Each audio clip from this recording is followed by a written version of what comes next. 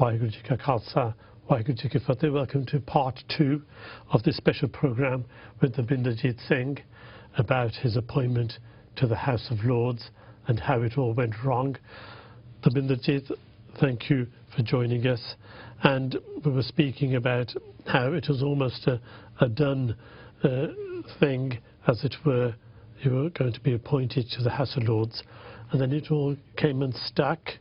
The Labour Party changed their mind under pressure. Yep. I mean, should a political party come under pressure in this way once they've made a decision?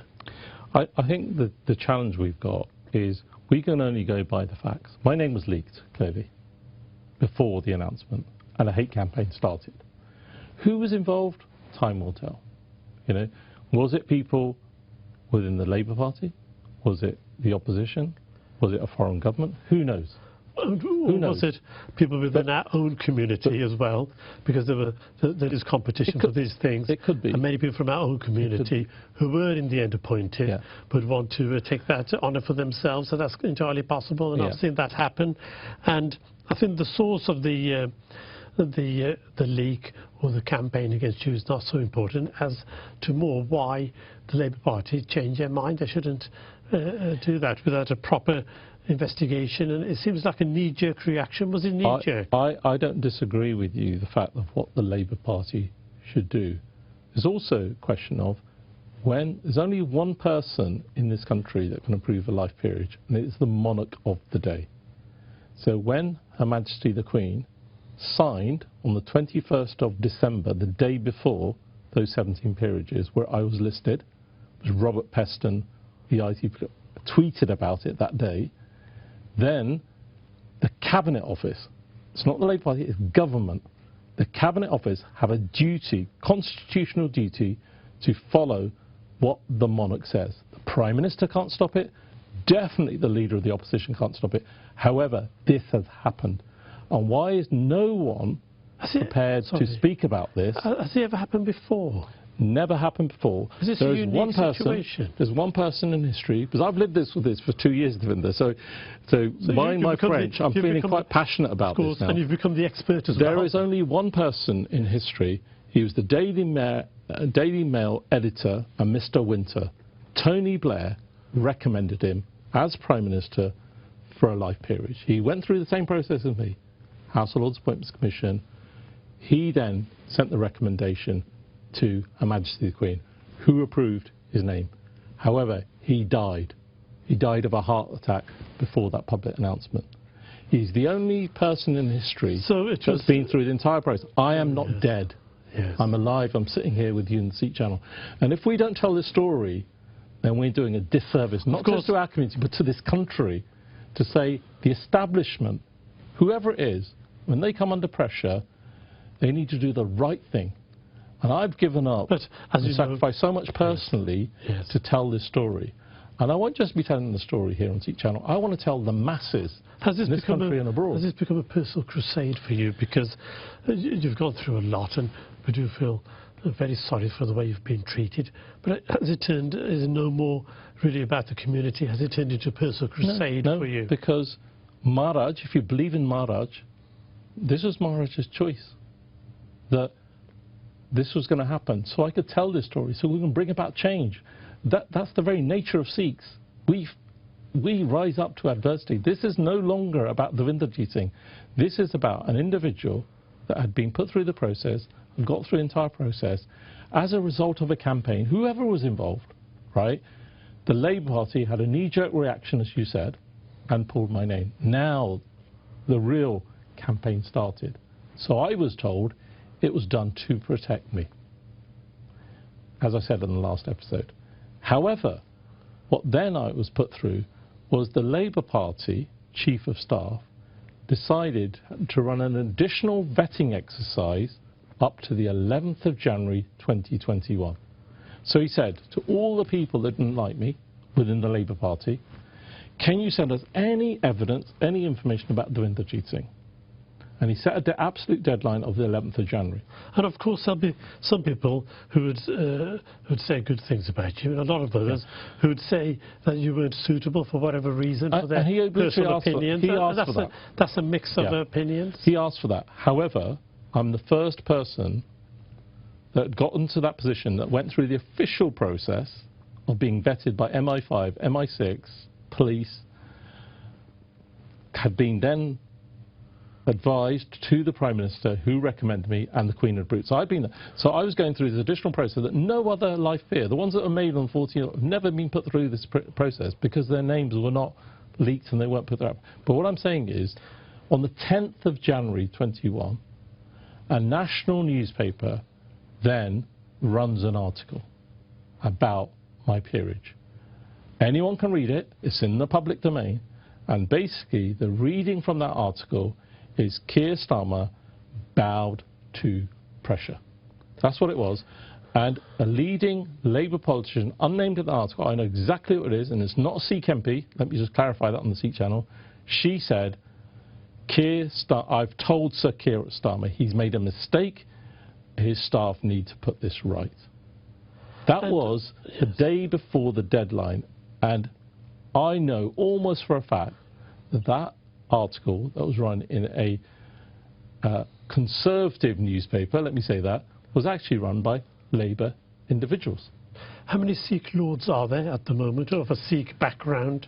There are 3 in the Conservative Party. There is a crossbencher, and we recently have had Kuldeep Sahota, who's just been nominated and was announced on the 14th. So there are 5 in total. And what sort of people become lords?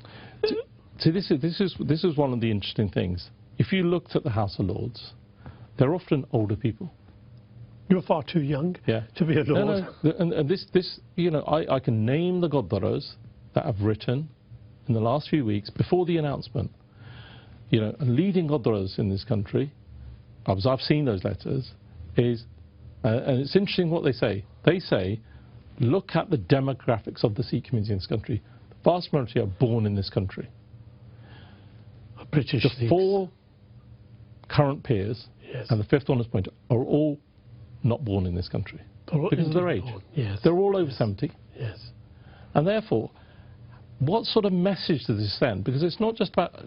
I congratulated Kuldeep Sahota. Great achievement for any Sikh to get to that Lord. You would have been the first British-born Sikh and Lord. Someone who clearly is an Amritari, clearly people look at me and they think I'm an Amritari, and that's why I go back to this question. That's why people say free flowing beard, because this is the Guru's identity, and I'm proud of that Guru's identity. So it had so many different levels, because at the end of the day, I'm speaking to you here in English. I can equally speak in Punjabi. Absolutely. And the point is, you can relate to people there. And another point perhaps to make is the other 5 Sikh lords have 5 different views, and you would have brought something new to the House of Lords, diversity and a new viewpoint, which they might not necessarily agree with, but it would have been diversity, and diversity is always good. The only thing about this thing is, I've got 33 years of experience at the National Audit Office, working in most major governments. I, as an individual, whether Sikh or not Sikh, I had something much more to offer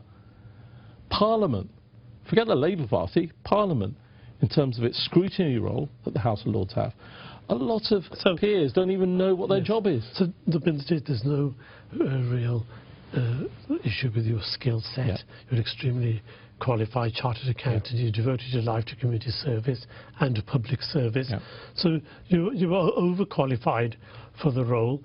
But were there other controversies attaching to you which prevented you from taking up this lordship? So let me say, so what happened on the 11th of January was the Labour Party concluded its additional vetting exercise, and they said, we have 3 things we want to ask you about, which I spoke to them about on the 12th of January. So having waited from the 22nd to the 12th of January, and I'm going to go through those 3 things with you, and people will be shocked.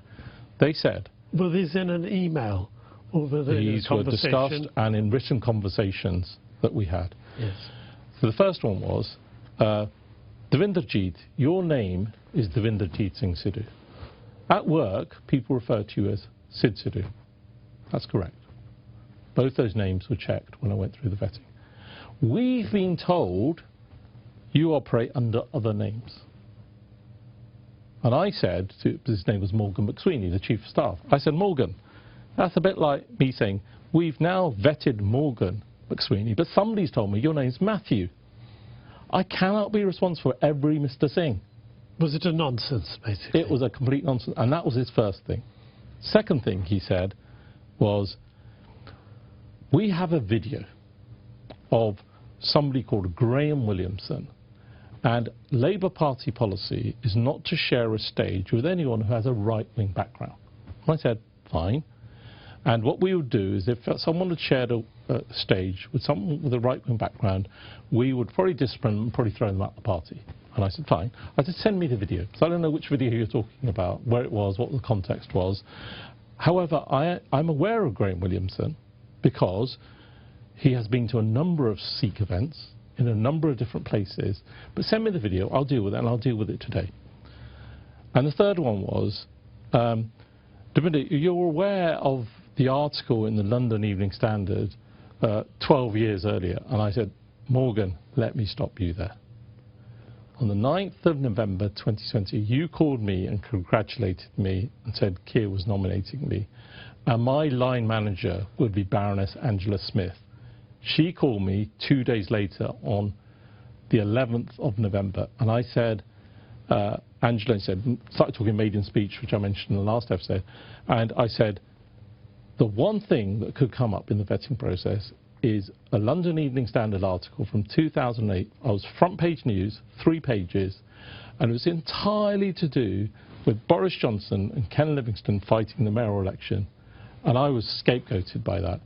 She printed it out.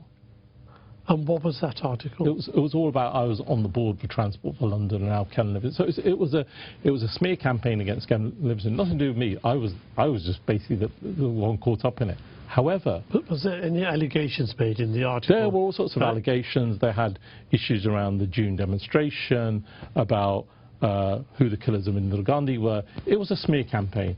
Right at the bottom it said, by the way, there's nothing to do with Dabinderjit, but my image was there, and everyone, my employers, First Division, who are the union for senior civils, they all came to me and said, do you want to do a libel case? I said, no, this isn't about me, this is about Ken Livingstone, Boris Johnson. But what I'm saying is, I alerted the Labour Party 2 months before I was having this conversation, at my first conversation, and Baroness Angela Smith, who's still the leader in the Labour Lords and in the shadow cabinet, she printed it off and said, Dabinderjit, I'll tell you one thing.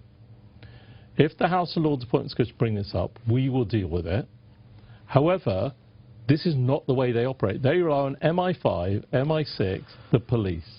They don't rely on what journalists write about you. Dabinderjit, we've got a situation where they've put these 3 matters to you, and you've clarified them further. No, I've clarified them, and what they said was... And then did it still fall down after that? No, no. So what they did is they said, thank you very much for all this. They put it in writing. My employers had it as well. And they basically said, we are now waiting on the Cabinet Office for the next public announcement.